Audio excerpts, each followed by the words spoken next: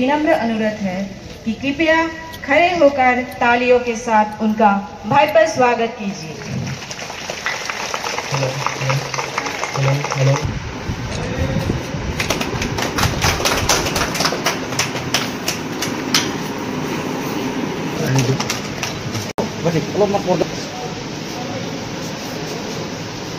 दीप ज्योति परम ज्योति दीपार तुम्हें पापम जगाना देश है।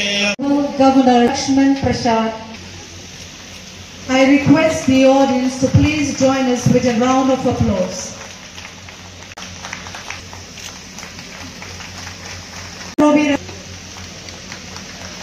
I call upon Sri Lakshmi Narayan Musari, our esteemed guest. Now, Giri Busumadari, Honorable Vice President of Northeast Military School, to come forward for the welcome speech. शिक्षा कैसी हुई, वो कैसा उसका स्कूल था, कैसे उसके शिक्षक थे और उस शिक्षा का सिलेबस कैसा था। समाज देश का विकास इस पर निर्भर करता है। एक शिक्षा व्यवस्था पर टिकी होती है। शिक्षा में नैतिक मूल्य होने चाहिए, इसलिए ऐसी शिक्षा होनी चाहिए। जैसा कि हम सब जानते हैं कि भारत में शिक्षा एवं ज्ञान की एक अत्यंत गौरवशाली परंपरा रही। हमारे व्यक्तिगत सामाजिक एवं मानवीय समुत्कर्ष के साथ साथ वैश्विक स्थिति पर वैज्ञानिक उन्नति, आर्थिक वृद्धि, सामाजिक समानता एवं सांस्कृतिक संरक्षण में हमारे गुणवत्तापूर्ण शिक्षा एवं ज्ञान परंपरा की अत्यंत महत्वपूर्ण भूमिका रही। सम्मानित बंधुओं, तेजी से बदलते आज के इस ज्ञान परिदृश्य में शिक्षण प्रशिक्षण प्रणाली में अनेक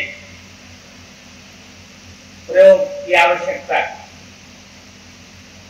हमारे शिक्षक मार्गदर्शक की भूमिका निभा रहे अपनी शिक्षण प्रणाली में इस प्रकार के बदलाव है जिससे विद्यार्थियों में जिज्ञासा का भाव जगे।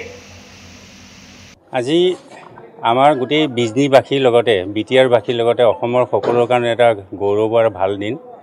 আমাৰ north east military school Bijni যিখন শিক্ষানুষ্ঠান অলৰেডি আমাৰ সৈনিক স্কুল বোৰ্ড ভাৰতবৰ্ষৰ আমাক এফিলিয়েশ্যন কৰিছে আৰু তেখেতে আজি আহি আমাৰ যেটো একাডেমিক ভৱন নতুনকৈ আমি নিৰ্মাণ কৰি উলাইছো, এই ভৱনটো তেওঁ মুকলিত কৰি থৈ গ'ল।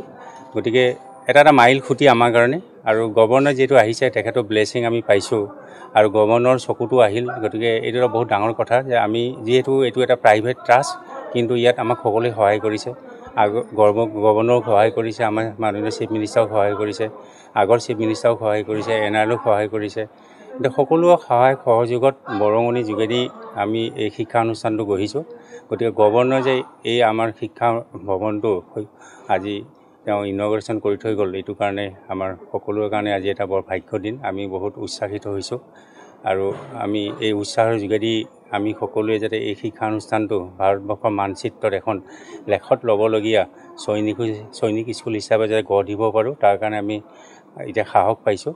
কাৰণ এইখন অসমত 1964 পিছত ছেকেণ্ড সৈনিক স্কুল। গতিকে এইটো গোটেই অসমবাসী এটা গৌৰৱৰ কথা যে এখন 2 নম্বৰ সৈনিক স্কুল তাতে আকৌ বিজনী আমাৰ বিটিআৰত হৈছে। এইটো আমাৰ সকলোৰে কাৰণে গৌৰৱ আৰু আমিও গৌৰৱান্বিত আৰু সঁচাকৈ আমাৰ সকলোৱে আজি আনন্দৰ দিন। আমাৰ ভাল লাগিছে। মই এই চেগতে সকলোকে শুভেচ্ছা যাচিছোঁ আৰু আশীৰ্বাদো বিচাৰিছোঁ যাতে আমি এই শিক্ষানুষ্ঠানটোক ভালদৰে গঢ় দিব পাৰোঁ।